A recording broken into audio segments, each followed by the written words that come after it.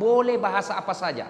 Bahasa Palembang boleh, bahasa Sunda boleh, bahasa Jawa boleh, bahasa Bugis boleh, bahkan bahasa isyarat pun boleh.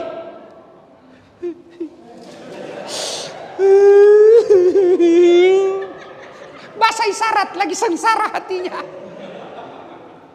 Sudah, ya Allah.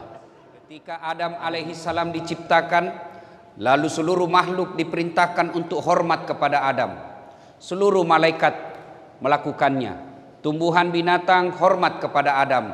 Satu makhluk Allah yang menolak, namanya iblis.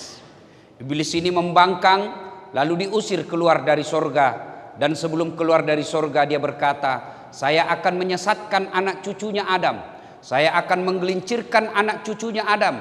Gara-gara Adam saya diusir dari sorga, maka saya akan melakukan segala upaya untuk menyesatkan anak cucunya Adam. Saya ulangi, segala upaya saya lakukan untuk menggelincirkan anak cucunya Adam. Dan salah satu di antaranya, saya akan berupaya agar mereka tidak konsentrasi dengar ceramah ketika dia dengar pengajian. Dan salah satu caranya adalah saya sibukkan dengan HP-nya. Orang-orang yang sibuk dengan HP ketika kita dengar ceramah, sesungguhnya itu tergelincir atas godaan setan. Ya pasti bi. Bagaimana caranya kau mau dengar ceramah sibuk saja begini? Hargai perasaanku bos. Jauh-jauh saya kasihan dari Sulawesi Selatan. Bapak tahu enggak saya ke sini? Naik pesawat dulu 2 jam lebih ke Jakarta. Transit berjam-jam di Jakarta, baru jam 4 subuh naik pesawat lagi ke sini. Pergi lagi ke Kayu Agung, balik lagi ke sini, ceramah menghargai undangan Bapak. Begitu saya ceramah Bapak sibuk begini. Tolong hargai perasaan saya Ibu. Ibu-ibu yang pegang HP selama saya ceramah, saya doakan suamimu kawin lagi. Mau kok? Apa? Simpan balik itu HP, simpan. Ibu-ibu, kalau ibu rekam pasti tidak jelas. Pasti suaranya tidak bagus. Kenapa? Nangkap dari sini, tidak bisa. Pasti tidak jelas. Itu upaya setan. Saya mau dengar ceramahnya Pak Ustadz supaya kalau pulang saya bisa dengar ulang. Ini ada kamera saya bawa. Suaranya jernih, gambarnya bagus. Tinggal bagaimana caranya? Ibu buka di YouTube, tulis Dasat Latif PLN Palembang. Nah, keluarlah itu. Sudah nonton jangan lupa like and share. Saya serius Pak. Kalau bisa simpan dulu HP. Saya serius. Selama Bapak pegang handphone pasti tidak konsentrasi. Simpan aja dulu ya. Sebentar aja. Ini kita dengar serius dulu ya. Sebentar. Ibu-ibu tidak usah selfie. Nanti saya layani sampai sore. Itu juga kita lagi ceramah. Selfie dong. Dia membelakang. Orang lagi ceramah dia belakangi kita. Ternyata saya dijadikan background. Kok kira saya pot bunga? Itu lihat nanti nih Pak. Saya sebenarnya tidak gagah. Lebih gagah Pak GM. Saya betul lebih gagah Pak GM dari saya. Saya tidak gagah tapi saya penuh pesona. Mana buktinya? Ibu-ibu mau foto semua toh? Sudah foto? Ulang Ustadz. Ulang lagi Ustadz. Kabur Ustadz. Ulang lagi. 5 kali diulang saya bilang dalam hati. Biar 10 kali kau ulang namun kamu yang kabur. Ayo kita simpan dulu ya. Waktu terbatas. Azhar nanti jam 15.34 ya. Jadi kita simpan dulu handphone, kita dengar ceramah dulu. Suatu kali dengar ini Bu, Nabi sholat maghrib. Assalamualaikum warahmatullah. Assalamualaikum warahmatullah. Ada sahabat namanya Sa'labah. Ini Sa'labah, kalau sahabat lain Assalamualaikum warahmatullah, bersikir dulu. La ilaha illallah wahdahu la syarikalah lahul mulku wa lahul hamd yuhyid wa yumit wa huwa ala kulli syai'in qadir. Minimal 11 kali.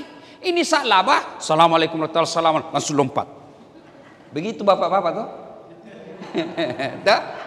Ini Sa'labah langsung lompat. Dilihat oleh Nabi. Dalam hati Nabi, ini Sa'labah kayak sombong betul, tidak butuh Allah. Apa sih susahnya? Selesai kau sholat, kau berdoa dulu, minta urusanmu dimudahkan Allah. Seperti bapak-bapak juga, kalau hari Jumat paling cepat, paling terlambat datang, paling cepat pulang. Orang khotbah dia tidur. Begitu selesai dia bilang, aliran apa ini? Tidak ada khotbahnya. Bukan aliran apa, bapak yang tidur. Ya kan? Nah, hari kedua juga begitu. Assalamualaikum warahmatullahi wabarakatuh. Langsung pergi. Hari ketiga dipanggil sama Nabi. Salaba, ta'al, sini dulu. Ya Rasul. Hei, kau kayaknya kau tidak butuh Allah. Sahabat yang lain selesai sholat berzikir, kamu lantas jalan, pergi lagi. Ada juga itu teman-teman kita biasa yang berpedoman dan berpegang tidak boleh zikir bersama, tidak boleh doa bersama. Ada toh? Saya setuju pendapat Bapak. Tapi kalau begitu pendapat Bapak, sebaiknya jangan duduk saf paling depan. Kenapa? Karena Bapak melanggar adab-adab sholat jamaah. Dia kan umumnya begitu. Assalamualaikum warahmatullahi wabarakatuh. Kau langkah-langkai orang lagi berzikir, bos. Puncak dari semua ilmu itu adab. Bayangkan kalau ada Pak GM, ada ketua majelis ulama, ada tamu dari kantor sebelah, Bapak salam langsung langkah-langkai. Di mana adabmu? Padahal Nabi diutus ke muka bumi ini bukan sekedar mencerdaskan kehidupan bangsa, tapi apa? Liutammimal makarimal akhlak, memperbaiki akhlak manusia. Dan akhlak itu, kalau Bapak memuliakan orang yang berzikir, Bapak tidak mau mengganggu orang yang berzikir, lalu mengambil saf paling belakang, itu akhlak yang mulia. Kalau tidak mau berdoa bersama silakan, tapi jangan mengganggu orang yang lagi zikir bareng-bareng. Ini kan banyak orang sekarang baru belajar agama, dia selama ini preman. Tobat. Baru 3 bulan taubat, langsung semua kafir. Kayak dia saja panitia hari kiamat. Nah, sudah. Sini. Apa sih susahnya selesai kau sholat? Kau berdoa dulu. Akhirnya Sa'labah berterus terang. Ya Rasulullah, sebenarnya sudah lama saya mau curhat ini, cuma saya malu-malu. Kenapa kau Sa'labah? Begini ya Rasul, saya ini kan orang miskin kasihan. 1 sarungku. Kalau saya lama berdoa, habis waktu maghrib, ini istri saya ngantri. Dia lagi nunggu ini pakai ini sarung. Kalau saya lama berdoa, habis waktu maghrib, istri saya menunggu. Maka saya langsung lompat pulang, giliran pakai sarung. Ya Rasulullah, karena terlanjur ditanya, doakanlah saya kaya ya Rasul. Kalau saya kaya kan enak ya Rasul. Sudah bagus sarungku, sudah banyak sarung, saya bisa lama-lama berzikir. Kata Nabi, Sa'labah, siapa teladanmu? Anda ya Rasulullah. Kau lihat banyak barang-barangku? Tidak ya Rasul. Sudahlah, kau pulang dulu, pikir-pikir. Pulang, pikir-pikir. Besok datang. Ya Rasulullah, saya sudah pikir baik-baik. Memang enak miskin, tapi lebih enak kalau kita kaya ya Rasul. Jadi kau mau kaya? Iya ya Rasul. Sudah pikir baik-baik? Iya ya Rasul. Kalau saya sudah kaya, saya bisa sedekah. Kalau saya sudah kaya, saya bisa bantu orang. Kalau saya sudah kaya, saya bisa lama berzikir. Baiklah kalau begitu Sa'labah. Oke? Saya kasih kau kambing. Perempuan, betina, hamil, tidak ada suaminya. Kambing ibu, namanya kambing. Kalau hamil tidak ada suaminya, binatang. Tapi sekarang banyak juga perempuan mau dengan kambing. Hamil tidak ada suaminya, beleng-beleng. Saya bela bapak-bapak hari ini.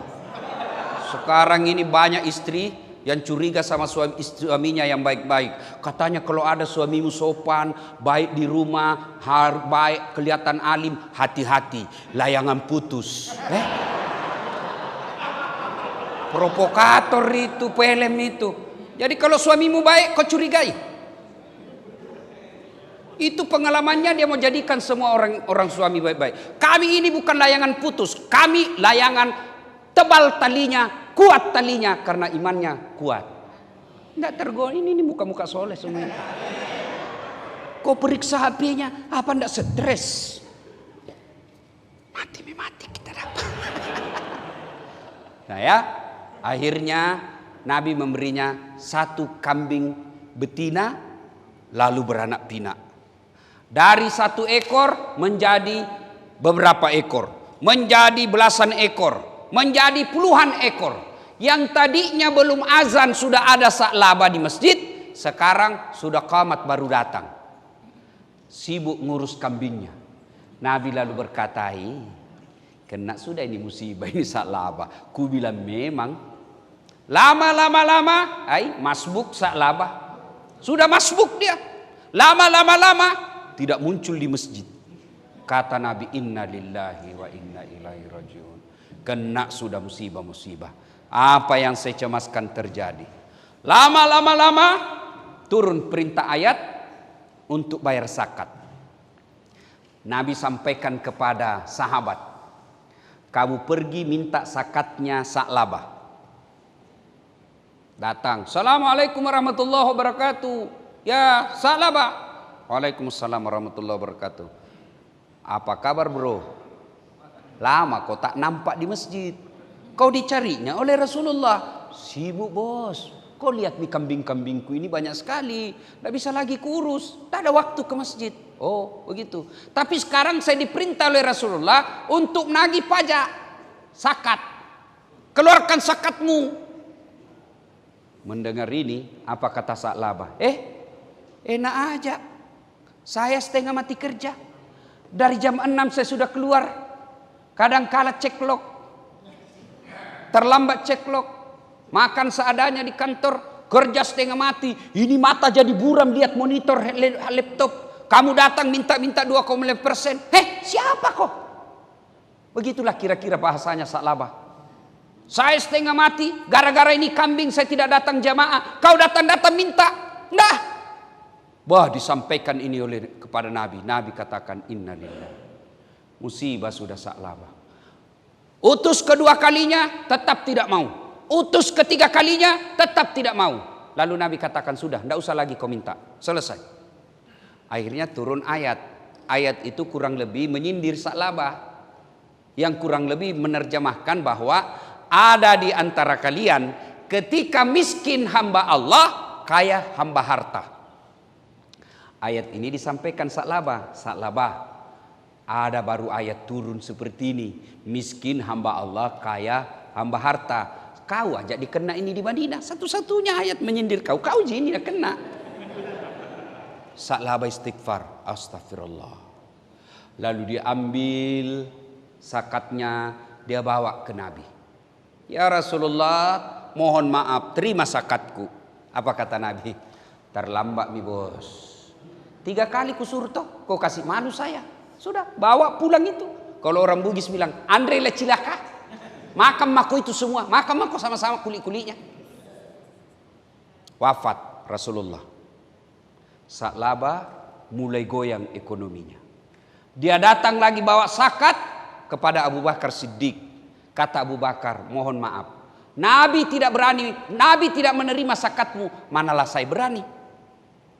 Makin goyang ekonominya, wafat lagi.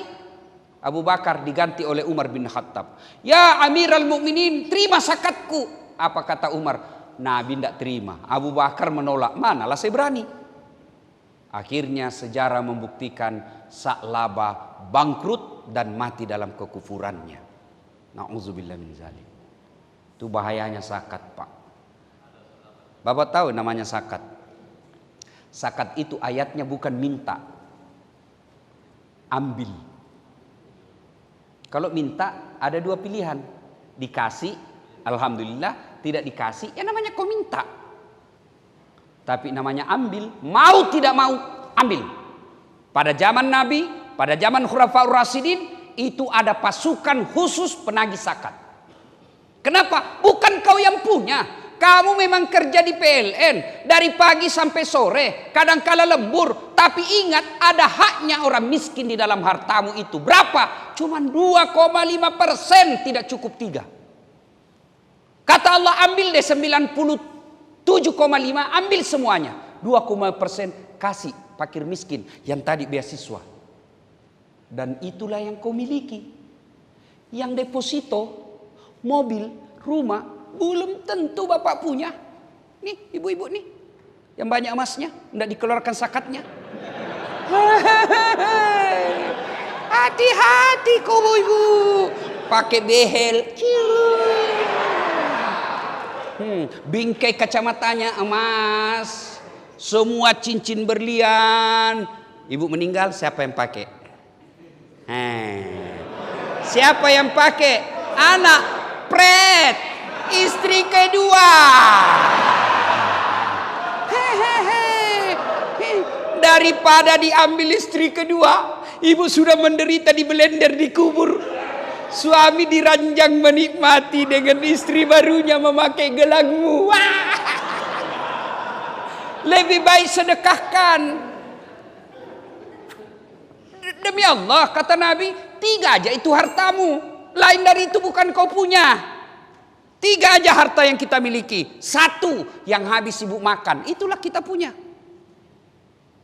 2 yang hancur kita pakai.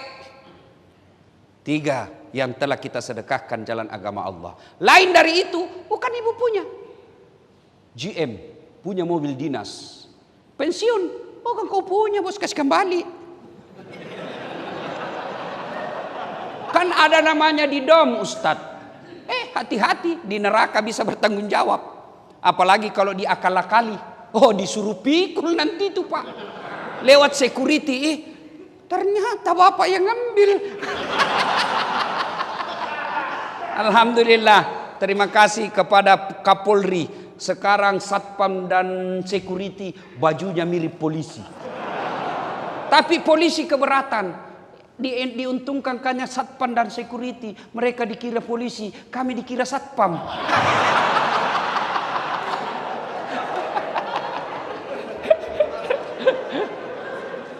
Nah, ibu bapak saudara-saudara sekalian, saya kasih contoh ya, supaya lebih gampang kita bicara zakat. Ya.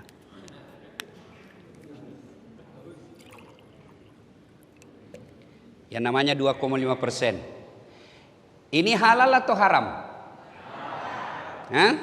Bersih, suci, halal. Inilah gajinya bapak sebulan. Yang bekerja dan wajib negara memberi gaji. Halal. Ini. Tapi di sini ada haknya orang 2,5%. Yang kalau tidak dikeluarkan, maka dia mengotori seluruh harta yang halal tadi. 2,5% mengotori yang 97,5% jadi kotor ketika tidak dikeluarin. Nah, ini halal.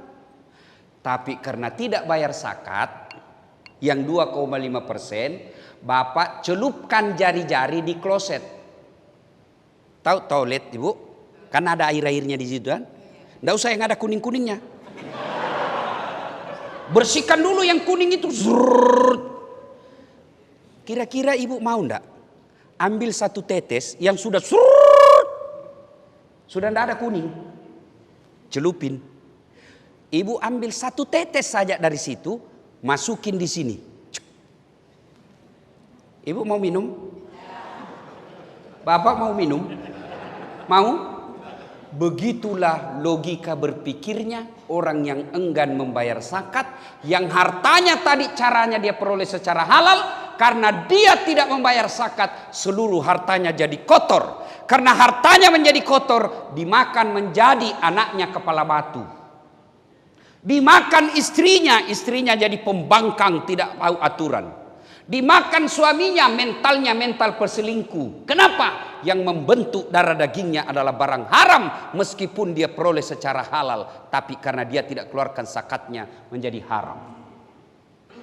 Contoh lagi. Pisang. Itu? Ya macam-macam, bayangkan Pak. Pisang. Ini dibeli. Halal. Kalau saya beli ini 100% saya punya. Apakah setelah 100% saya punya semua saya makan? Apakah semua saya makan? Tidak. Apanya yang saya buang? Kulitnya. Buang. Inilah zakat. Kalau ada orang bekerja tidak mengeluarkan zakatnya, maka sama dia makan ini buah dia beli dengan kulit-kulitnya. Kalau kulit pisang masih lembut, kulit duren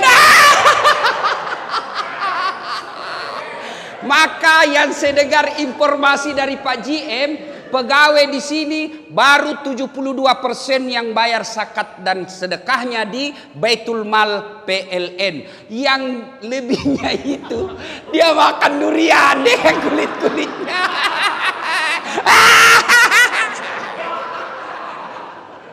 Contoh ketiga. Hah? Nih ibu-ibu nih. Contoh ketiga. Beli kain. Berapa meter satu baju? Kalau baju saya 1,5 meter baju. Apakah 1,5 meter itu semua saya pakai? Tidak. Saya punya dong. Saya jahit saja, tidak ada saya buang. Cantik? Enggak. Maka ada bagian-bagian saya gunting untuk bikin cantik saya punya baju. Yang dibuang bagian itulah adalah zakatnya, membersihkan dan mempercantik baju saya. Bayangkan jeleknya baju saya ketika saya beli 2 meter langsung jahit, tidak ada gunting-guntingnya. Begitulah perumpamaan orang yang tidak mau membayar zakat. Ini kan harta saya. Contohnya itu salabah tadi. Saya setengah mati kerja. Gara-gara ini kambing saya tidak ke masjid. Kau datang enak-enak. Siapa kau cowok? Kira-kira begitu bahasanya orang PLN. Saya setengah mati kerja. Masa kau datang minta-minta? Ustaz, nanti ini yayasan salah gunakan. Bukan tanggung jawabmu. Yang penting kau keluarkan. Dan orang yang menyalahgunakan zakat, hati-hati bos. Hati-hati. Pelihara anak yatim. Anak yatimnya tetap sengsara. Ketua yayasannya yang kaya. Hati-hati. Maka zakat itu sangat diperhatikan. Bapak tahu ada ayat yang saya yakin Bapak semua hafal. Siapa yang hafal itu ayat? Semua hafal. Al-Ma'un, pendusta agama. Satu di antaranya yang enggan membayar zakat. Hati-hati. Maka ibu-ibu, istri yang baik, begitu terima honor suami, langsung keluarkan 2,5%. Bagaimana kalau harta kita rumah, Ustaz? Kalau harta rumah itu hanya ditinggali, rumah itu menjadi rumah tinggal dan tidak menghasilkan, tidak berproduksi, tidak menghasilkan, maka dia hanya sekali dibayarkan seumur rumah itu. Berapa dikeluarkan Ustadz? 2,5%. Berapa harga rumahnya? Senilai dengan 85 gram emas. Jadi kalau ada emas 85 gram, harta yang kita miliki senilai 85 gram. Ibu 1 gram berkarang berapa? Anggaplah 1 juta. Berarti kalau Bapak punya harta 85 juta dan sudah dia kuasai selama 1 tahun, maka wajib dikeluarkan 2,5%. Itu zakat harta. Tapi yang Bapak keluarkan setiap bulan namanya zakat profesi. Sudah? Jadi kalau ibu tidak ibu yang baik, Pak, ini ada honormu 10 juta. Sudah, keluarkan 2,5%. Kalau 1 juta 2,5% berapa, Pak? Berapa? 25.000. 1 juta. 10 juta berapa? Berapa? 250.000. Mulai goyang itu, Pak. Ya? 100 juta? Berapa? Berapa? 2.500.000. Bapak mulai tambah cemas. Kalau tadi 25.000, setan belum mempan goda Bapak karena 25.000 Pak pembeli pulsa. Sebentar. Tapi kalau sudah 2.500.000, Bapak mikir, ini bisa jadi HP baru ini. Masuk setan. Maka keluarkan zakat. Motivasi kedua, soal penting yang mengeluarkan zakat, sedekah. Itu tadi zakat, sedekah. Suatu kali Nabi didatangi fakir miskin. Assalamualaikum warahmatullahi wabarakatuh ya Rasulullah. Nabi katakan, Fatimah buka. Waalaikumsalam warahmatullahi wabarakatuh. Ini salamnya orang Islam. Jadi Bapak jangan ringkas-ringkas salam. Kecuali SMS. Kalau SMS Bapak ringkas ya namanya SMS. Tahu SMS? Pesan singkat. Namanya ya jadi disingkat lah. Ada juga itu baru belajar agama 2 bulan. Oh enggak boleh. Haram. Selama Bapak tulis dengan niat bahwa itu salam, assalamualaikum warahmatullahi wabarakatuh. Namanya SMS yang tidak boleh kalau kau ucapkan. Tidak boleh ringkas-ringkas. Samlek. Apa samlek? Assalamualaikum. Tidak boleh itu. Ustadz, aswabar. Apa swabar? Assalamualaikum warahmatullahi wabarakatuh. Tidak boleh. Kalau SMS namanya pesan singkat. Jadi salamnya kita jangan singkat. Bapak tahu enggak ketika ke Madinah Nabi? Ibu-ibu tahu ketika ke Madinah. Begitu sampai di Madinah diusir dari Mekah beliau hijrah. Perintah pertama kata Nabi apa? Upsus salam. Tebarkan salam. Baik salam secara lisan maupun salam dalam arti menjadi rahmatan lil alamin. Jadi kalau ibu salam sama suami, assalamualaikum warahmatullahi wabarakatuh. Gimana kabar bang? Ya. Tapi kalau sama suaminya, Assalamualaikum. Di mana kau? Di kantor. Bohong. Coba video call. Kayak kita saja tahanan. Ya ketawa, saya serius ini. Ada juga itu. Bapak juga kalau telepon di sini. Ayo, salam. Mana ibu? Rumah. Kayak menginterogasi. Sekalinya sama sekretarisnya Pak GM bagus betul salamnya. Assalamualaikum. Waalaikumsalam. Jadi salamnya orang Islam, assalamualaikum warahmatullahi wabarakatuh. 3 itu doa di dalam Pak. Assalamualaikum, semoga Anda selamat.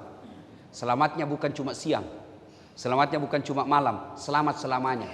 Kalau Bapak doakan orang selamat, jangan cuma malam. Apa artinya selamat malam? Berarti Bapak doakan saya sengsara pagi. Assalamualaikum, semoga Bapak selamat. Warahmatullahi, rahmat Allah menyertaimu. Kasih sayang Allah menyertaimu. Wabarakatuh, berkah Allah menyertaimu. Apa itu berkah? Hartanya sedikit tapi selalu fisabilillah. Itu namanya berkah.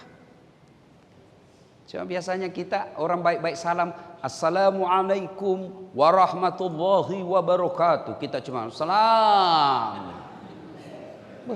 Ulama salam baik-baik, lengkap, tidak dihargai. Burung beo, Assalamualaikum, Assalamualaikum. 15 juta harganya Pak. Ini ulama khotbah 30 menit, bagus lagi ayatnya, 150.000. Pelan-pelan juga bos. Nah, Nabi lalu berkata, Fatimah buka. Ya Rasulullah, saya sudah lapar sekali nih kasihan. Sudah beberapa kali saya tidak ketemu roti dan makanan lainnya. Adakah bisa dimakan di rumah ya Rasul? Kata Rasulullah, maafkan saya. Saya pun dalam posisi lagi tidak ada makanan di rumah. Saya juga lagi tidak ada duit. Saya miliki. Fatimah, tolong berikan orang ini jubah saya. Tahu jubah ibu? Tahu jubah? Itu orang Arab kalau pakai baju dulu kan di dalam, baru di luarnya ada, ya kan? Itu namanya jubah, kebalikannya baju, ya kan? Jubah, baju, nah ya, itu kebalikannya Superman. Kalau Superman, celana dalamnya di luar. Kalau Dasat Latif, celana dalamnya di dalam. Bayangkan kalau saya ceramah celana dalam saya di luar Pak. Apa ndak orang bilang sudah gila itu Ustaz, lama sudah kasihan sakit itu, ya kan? Nah, jubah. Lalu Nabi memberinya jubah. Hanya ini yang saya bisa berikan kepadamu. Pelajaran pertama, Pak, kalau ada orang datang minta tolong ke rumah, mengucapkan saja itu sudah berat. Jangan sampai kasihan dia pulang sudah malu tidak bawa lagi pertolongan. Kalau dia minta 1 juta dan bapak pikir tidak mungkin dia bisa utang ini. Karena ada juga itu Pak hobi utang. Dan hobi tidak mau bayar. Karena dia bilang banyak aja uangnya itu. Utangmu bos bayar. Masa miliarder begitu. Utang saya 2 juta saya harus bayar. Bayar karena kewajiban. Masa Pak GM utang 500 ditagih. Bayar utang. Ada orang hobi begitu. Maka ketika orang datang ke rumah dan kita yakin dia tidak bisa bantu, tidak bisa bayar itu kalau dikasih utang 10 juta, paling tidak jangan permalukan dia. Hargai, ya sudah, saya seperti itu. Datang saya lihat, tak mungkin dia bisa bayar ini, tidak masuk di akal. Maka, Dek, saya tidak bisa kebantu, tapi ini saya kasih. Kalau misalnya utang Ustadz 2 juta, saya lihat-lihat, waduh agak berat juga saya kasih. Sudah, supaya dia tidak malu pulang, saya kasih kau 250.000, tidak usah utang, ini hadiah dari saya. Supaya dia pulang tidak kecewa. Ibu-ibu juga begitu. Kalau ada orang datang mengutang, ibu tidak punya duit, kasihlah kue. Kasihkah baju, kasihkah kudung, yang penting ada kita kasih. Ibu-ibu kan rajin sedekah sama tetangganya. Nak, ada itu kue di kulkas, bawakan tante di sebelah daripada basi. Nanti mau basi baru diingat Pak Ustadz. Nah, Nabi begitu, tidak bisa memberi makanan dan duit, maka Nabi memberinya ini. Nah, yang menerima jubah itu lalu dia ke pasar. Dia ke pasar dan teriak-teriak, "Ayuhan nas, wahai manusia, nih saya punya jubahnya Nabi, saya jual. Siapa yang mau memilikinya, saya jual." Kira-kira kalau pada saat sekarang, Pak, ini ada rambutnya Nabi, ini ada bajunya Nabi, saya lelang. Miliaran pun, triliunan pun barangkali ada yang mau beli. Pada zaman itu, sahabat pun mendengar. Salah satu adalah penduduk Madinah yang gangguan matanya, gangguan penglihatannya. Lalu dia bilang ke budaknya, bukan pembantu. Ibu, beda pembantu dengan budak. Kalau pembantu itu, Bu, digaji tiap bulan. Dan kalau tuan rumahnya cerewet, dia punya hak berhenti. Berhenti, saya cerewet sekali soal istrinya itu. Nggak ada, tenang lihat kita kalau duduk-duduk, maunya kita kerja terus. Punya hak berhenti. Budak hak milik, sama handphone, mau dibanting, mau dijual, mau diapa, hak milik. Budak itu hak milik. Lalu orang yang gangguan matanya ini berkata kepada budaknya, "Kalau kau berhasil belikan saya itu, saya bebaskan kau, saya merdekakan kamu." Dia ke pasar dan alhamdulillah berhasil membeli baju itu, jubah itu, lalu dibawa ke tuannya. "Tuan, alhamdulillah saya berhasil membelinya. Saya merdekakan kamu. Sekarang kau bukan budak saya." Lalu yang gangguan matanya diambil jubahnya Rasulullah, dia selawat sebanyak-banyaknya, dia berdoa kepada Allah, dengan izin Allah dia gosok-gosok terus dengan jubahnya Rasulullah, dengan izin Allah bagus penglihatannya, sembuh. Lalu setelah sembuh dia gembira. Dia datang kembali ke rumah Rasulullah. "Ya Rasulullah, mata saya sudah sembuh. Berkat izin Allah saya gosok dengan baju ini, saya kembalikan baju ini." Akhirnya baju itu kembali dimiliki Rasulullah.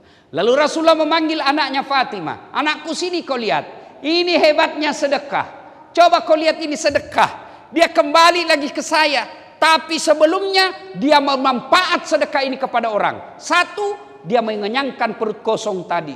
2, dia memerdekakan budak. 3, menyembuhkan orang sakit. Hebatnya yang keempat, dia kembali kepada pemiliknya."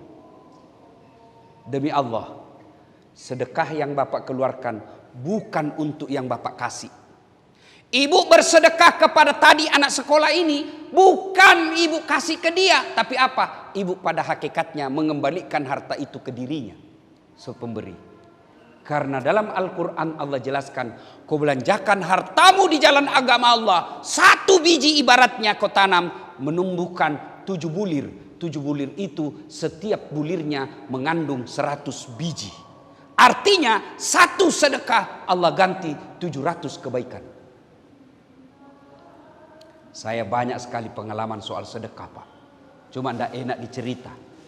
Apalagi nanti kalau tayang, nanti kita dibilang ria. Percaya, Allah pasti ganti. Ibu, saya tanya ibu. Ibu, ada ibu pernah lihat orang bangkrut gara-gara rajin sedekah? Ada? Tidak ada. Ada orang tidak senang sama dermawan? Saya tanya bapak-bapak, senang GM yang dermawan atau pelit? Senang istri GM yang pelit atau dermawan? Dermawan. Ibu-ibu senang menantu yang pelit atau dermawan? Senang tetangga yang pelit atau dermawan? Tidak ada orang suka orang pelit, ya? Bahkan orang pelit sekalipun tidak suka sama orang pelit. Begitu jeleknya itu sifat pelit. Jako ke rumahnya, pelit. Dia juga pelit, beleng-beleng. Ya, ayo sedekah. Saudaraku, bersedekahlah. Bu-ibu, banyak faedah sedekah. Selain kembali ke kita, juga sesungguhnya tolak bala. Kalau ibu khawatir suaminya diganggu perempuan lain, ndak usah periksa HP-nya. Semakin ibu periksa HP, semakin cerdas dia. Benar. Ibu periksa, ambil aja. Ternyata ada HP-nya yang lain disembunyi. Sudahlah. Ibu mau awasi suaminya. Mana bisa ibu menjaga suami 24 jam? Tapi kalau Allah yang jaga suaminya ibu, biar perempuan mana yang goda tidak akan tergoda. Bagaimana caranya Ustaz? Salah satu di antara tolak bala itu kata Nabi, as-sadaqatu, bersedekahlah. Gimana maksudnya Ustaz? Kalau ibu mulai curiga, suamiku selama jadi pegawai PLN 3 tahun belakangan ini tidak pernah dia pakai parfum. Kok sekarang biar pengharum ruangan dia pakai juga semprot di badannya. Mencurigakan sudah itu bu.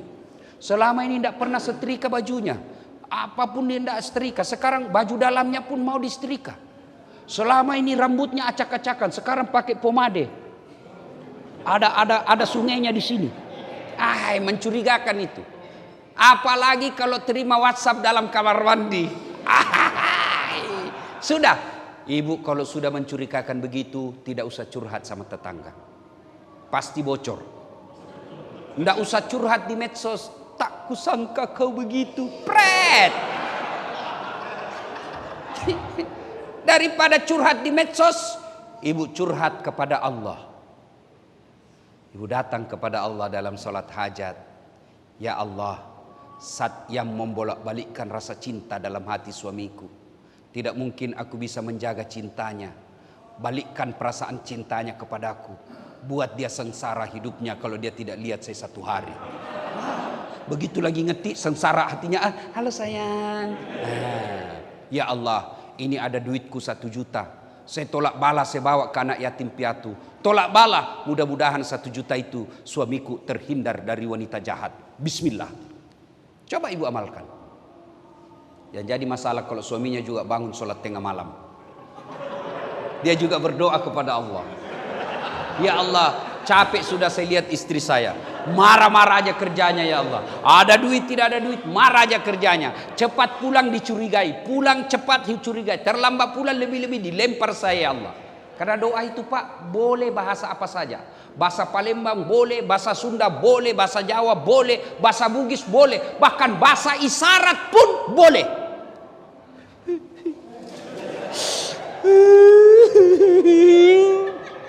Bahasa isyarat lagi sengsara hatinya. Sudah. Ya Allah, ada duitku 1 juta, saya tolak bala. Mudah-mudahan 1 juta ini istriku ikhlas saya kawin lagi. Bingung malaikat, yang mana ku kabulkan? Ayo sedekah. Ibu-ibu kemana-mana dokter belum sembuh, memang bukan dokter yang menyembuhkan kita. Bapak-bapak kemana-mana dokter tidak sembuh-sembuh, bahkan dokter memang bukan dokter sembuhkan kita. Dan saya Pak GM, sepanjang hidup saya belum pernah ketemu dokter yang hebat. Kenapa? Begitu saya ke dokter Pak, saya juga yang kasih tahu penyakitku. Yang hebat itu baru dia lihat, dia sudah tahu penyakit saya. Itu hebat itu. Ini kan tidak. Assalamualaikum dok. Waalaikumsalam. Ustaz masuki. Kenapa Pak Ustadz? Ini dok, sudah 2 hari mencret. Kenapa bisa Pak Ustadz? Dalam hatiku ya urusanmu, kau dokter. Masa saya lagi kau tanya? Diperiksa, tok, dikasih obat. Pak Ustadz kembali lagi 3 hari yang akan datang. Kenapa disuruh kembali? Mau dilihat reaksinya ini obat, cocok atau tidak. Itulah sebabnya beda umur, beda berat badan, beda dosis. Kenapa? Karena ini uji coba, mau dilihat cocok enggak ini dengan ilmu yang diterima selama ini. Kalau tidak ganti lagi, bukan karena dokter mau ngambil duitnya Bapak, tidak. Namanya di prediksinya, diagnosanya ini, ini cocoknya ini. Ternyata tidak cocok, ganti lagi. Yang hebat itu dokter baru masuk, pasti komen cerit Ustaz. Nah itu hebat itu Pak. Allah. Ayo Bu, Allah. Tanpa diberitahu, Allah tahu penyakitmu. Tanpa diberitahu, Allah tahu apa solusinya. Maka ketika ada masalah penyakit, ibu karena pelit, sudah ke dokter kiri kanan dikasih obat, tidak sembuh-sembuh, bapak pelit, sedekah. Sedekahlah. Saya niat sedekah ini, mudah-mudahan saya sembuh dari penyakit saya. Dan itu banyak sekali keajaiban yang mereka diberikan terapi sedekah, sembuh dengan sedekah. Apa susahnya Allah menyembuhkan orang sakit? Sedekah. Karena waktu yang terbatas. Yang ketiga, bapak masuk surga atau neraka itu bukan karena orang masuk surga karena tidak punya dosa. Saya ulang, ibu, orang masuk surga itu bukan karena tidak punya dosa. Kalau orang tidak punya dosa masuk surga, syaratnya maka tidak ada isinya surga. Adakah manusia tidak ada dosanya? Ada. Semua orang punya dosa, Pak. Jangankan kita yang hidup zaman medsos, sedikit-sedikit lihat lagi postingan. Kita tidak mau lihat tapi orang pancing kita, dikirim ke grup, dilihat dosa, tidak dilihat barang bagus. Zaman Nabi tidak ada mall. Zaman Nabi tidak ada medsos. Zaman Nabi tidak ada internet. Semua itu peluang-peluang dosa ini semua hidup kita. Pada zaman Nabi tidak ada itu. Tapi apa Nabi tidak punya dosa? Nabi Adam berdosa, ibu. Apa dosanya Nabi Adam? Makan buah khuldi. Nabi Ibrahim pernah berdosa. Kenapa? Waktu diadili Raja Namrud dia berbohong. Bukan saya hancurkan patung. Dosa. Nabi Nuh dosa. Kenapa? Gagal didik anak dan istrinya. Nabi Yunus dosa. Kenapa? Dia pernah sangka buruk kepada Allah. Dia tinggalkan tugasnya sebagai da'i. Dia tinggalkan, dia pergi ke laut. Itu para nabi. Apalagi kita. Maka lalu apa yang membuat orang masuk surga? Ketika ditimbang kebaikannya dengan keburukannya, ternyata kebaikannya jauh lebih banyak daripada keburukannya. Apa kaitannya dengan kita? Bapak kalau amal bapak hanya sholat, berapa kali bapak sholat sehari? Kalau kebaikannya bapak hanya puasa, berapa kali bapak puasa selama setahun? Kalau kebaikan amal itu hanya haji, berapa kali bahkan ada orang belum haji? Lalu apa itu kebaikan? Segala sesuatu yang kita lakukan lillahi ta'ala, itulah amal kebaikan. Bapak sebagai pegawai PLN itu kalau beramal lillahi ta'ala, sepanjang bapak kerja ngurus kantor ini, bapak dapat pahala. Gimana caranya Ustaz? Bapak setiap keluar rumah, wudu, tutup auratnya, menghadap kiblat, sebelum keluar baca doa. Inna sholati wa nusuki wa mahyaya wa mamati lillahi rabbil alamin. Bismillahi tawakkaltu ala Allahi la haula wa la quwata illa billah. Kalau bapak baca ini, apalagi ada wudu, pakaian yang menutup aurat, kata Nabi, langkah kaki kananmu satu pahala, langkah kaki kirimu gugur dosa kecilmu. Coba bayangkan kalau bapak kerja 200 meter dari sini, 1 kilo dari sini, berapa langkah kaki itu Pak? Apalagi kalau sampai di kantor bapak naik lantai 1, turun lagi, naik lagi, mutar lagi di lapangan, berapa langkah kaki itu? Apalagi di dalam kantor jalannya begini Pak. Iya toh? Cuma ini tidak kita amalkan. Kita mau keluar bukan baca doa, kita mau keluar goodbye daddy. Daddy. Ibu ini mumpun saya ingat. Kalau suami mau keluar ibu, suruh dia sedekah. Apa sedekahnya suami? Sebelum kerja, cium jidat. Itu Rasulullah setiap mau keluar rumah, dia sedekah kepada istri beliau. Caranya apa? Cium jidat. Maka mulai besok setiap suami mau keluar bu, dia lupa, Pak sedekah dong. Bapak datang, sini saya sedekahi kau. Cuma ibu juga kalau mau disedekahi yang rapi, jangan bau sedekah. Aduh. Ya. Nah, kemudian Bapak motivasi. Mana ada hidup kita di sekarang zaman digitalisasi yang bebas dari listrik. Ayo. Saya mewakili dan mewakili penonton saya di YouTube yang sudah alhamdulillah lebih 200 juta. berterima kasih kepada PLN. Bersyukur kepada Allah dan berterima kasih kepada PLN. Kenapa? Karena PLN lah yang menyediakan energi listrik sehingga orang bisa dengar dakwah saya. Sudah siap jamaah, sudah siap panggung, padam listrik. Mana bisa penuh. Tidak nyala ini, tidak didengar.